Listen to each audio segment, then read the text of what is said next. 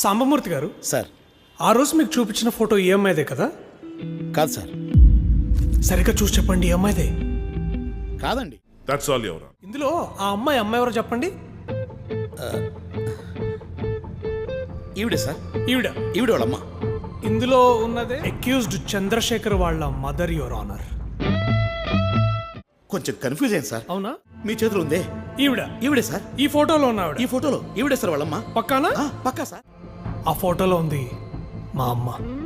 Per women wow, టైట్లు అదిరింది sir. వాళ్ళ ఉన్న function hall నుంచి మైనాబాద్ పోలీస్ స్టేషన్ కి సిర్ఫ్ 15 మినిట్లో వచ్చారమ్మా మీరు. సార్ అంత పెద్ద సంఘటన జరిగింది కదా అని ఏదైతే దాన్ని జెట్ స్పీడ్ లో వచ్చేసిన సార్.